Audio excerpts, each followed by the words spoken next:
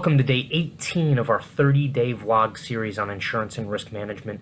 My name is Matthew Struck with Treadstone Risk Management, and today we are talking about modified duty and return to work programs.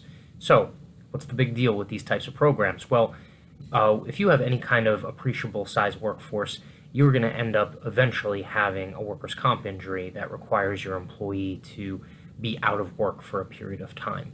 And that has to do with the level of disability associated with that injury. But a return to work program or a modified duty program will give you the ability to get that employee back into work, back into service, and doing some form of work. A change of schedule might help, or a change of their duties, or a temporary position while they're rehabilitating gives you the opportunity to bring them in, at least on a part-time, if not a full-time basis. And there's a huge number of benefits to this. The RAND Corporation actually did a study in 2010, and it showed that the average amount of time out of work for a workers' comp injury for a lot of, now they looked at medium and large size employers, they decreased by 3 to 4 weeks. So they were getting workers back 3 to 4 weeks earlier, and there were also some knock-on effects. The rehabilitative process was actually aided, and we'll talk about some of those advantages moving forward.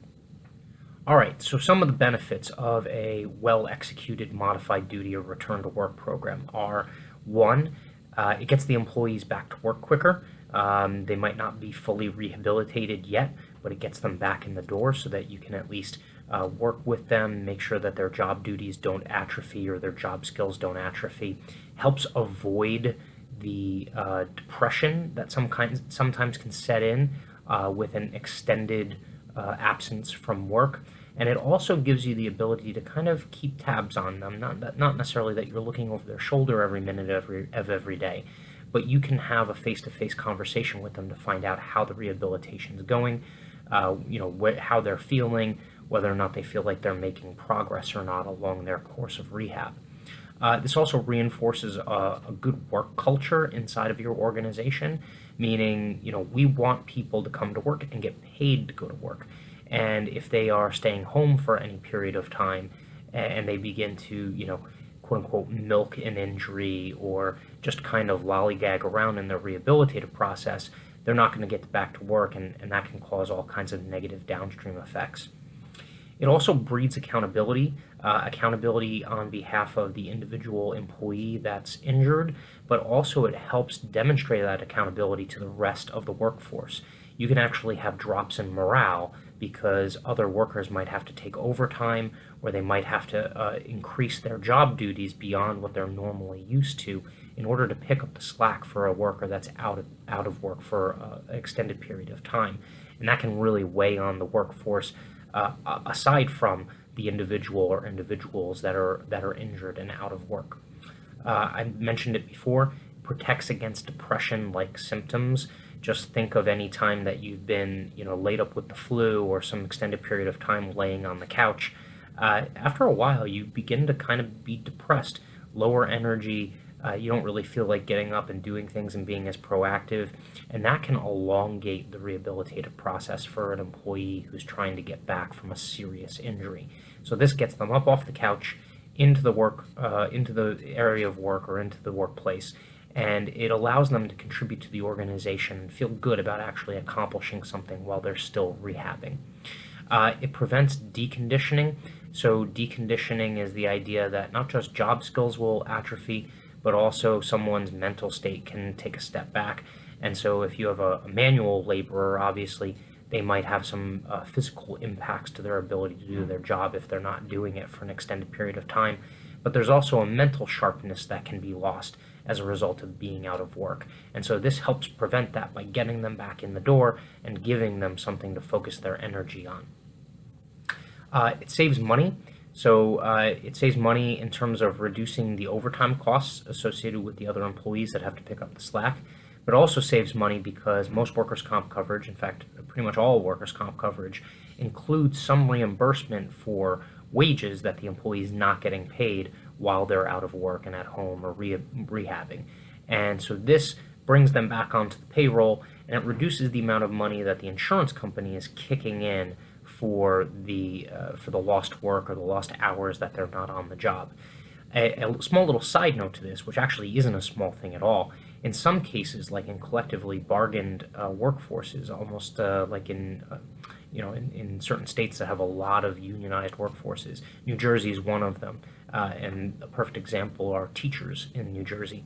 A lot of them have either up to a full year of full pay included in their collectively bargained contract, or in some cases, like some police departments might have lifetime sick pay or out of work pay at the full salary.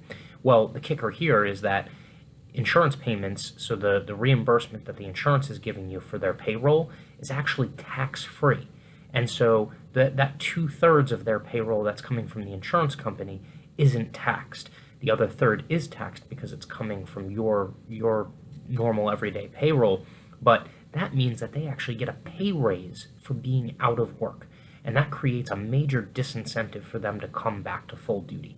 So a modified duty or return to work program basically obligates them to come back in some way, shape, or form to the workplace of work, and tries to break that disincentivized behavior that results from that financial incentive to stay home or stay out of work.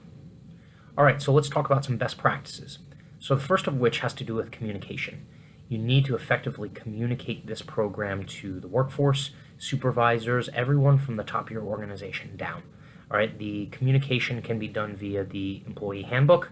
It can be done via a global memo that goes out to all of the employees, either letting them know or reminding them of what the philosophy is for your organization or your company in terms of getting workers back to work and getting them paid for work as opposed to sitting home.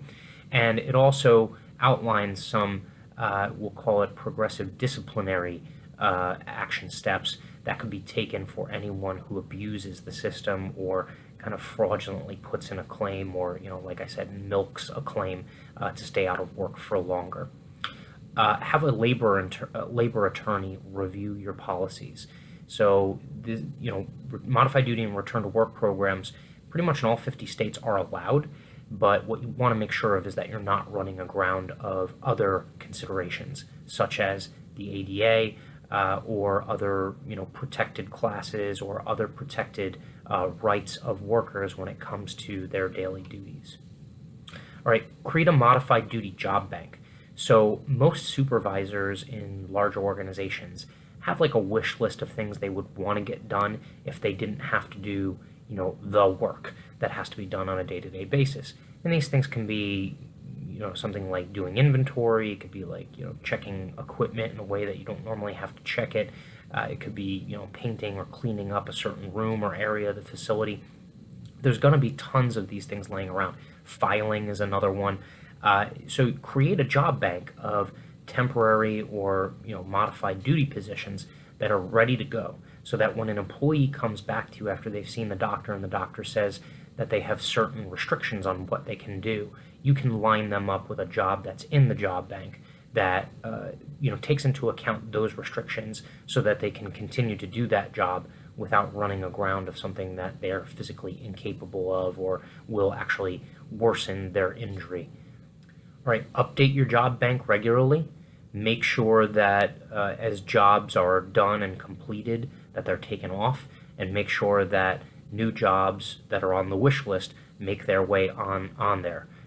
There's going to be a huge problem if you have someone come back to you that has work restrictions and your job bank only has 2 spots in it, and both of those spots don't necessarily have the ability to accommodate those work restrictions. You're going to be scrambling to try and find a place for that employee to work. Also make sure that your supervisors understand that they are integral to this program and making the program work. All right, supervisors have to be constantly aware of where the employee's at, what they're doing, how they're feeling. Supervisors are already your best resource when it comes to keeping tabs on an employee's rehab to make sure that they're making progress and that they're feeling like they're being taken care of in order to get back to full health. Well, supervisors on a modified duty program, they have to provide you with potential jobs, and they have to kind of augment their duties a little bit to oversee those jobs and make sure that the employees that are involved in the plan are actually getting to where they need to go, and that the jobs actually are suited for those employees and the restrictions that they might have on them. All right, limit return to work positions to a certain period of time. You don't want someone becoming a permanent, you don't want a position becoming a permanent limited duty position. That's not the idea here. A lot of companies draw the line at 6 months. Some are even shorter, might even be 3 months. It all depends on what kind of injuries you end up having, that are regular around the workforce. If you have a lot of back and shoulder and knee injuries, you might give them a longer period of time to occupy that part-time or that modified duty position, because those injuries take a longer time to rehab and get back up to full speed, especially if they have to go back to full duty doing some kind of manual labor. But in other positions, such as administrative functions or lower impact positions, you don't necessarily have to give them 6 months. 3 months might be sufficient, because for the most part, most of those injuries, within a couple of months, they're going to be able to come back and sit at a desk and type and answer phones and whatnot. So always keep that in mind. You don't want to create permanent modified duty positions. And then finally, track the results of your program. Is it actually doing what you need it to do? Is it getting employees back? Is it keeping them involved and keeping them from becoming depressed or losing morale? Is it keeping the morale and the accountability up amongst the overall workforce? So make sure that it's also doing what you need it to do financially, in terms of decreasing the total amount of your claims, which will have a follow-on effect, where the insurance companies that might quote or requote your insurance the next year and the year after see lower claims costs associated with your workers' comp program.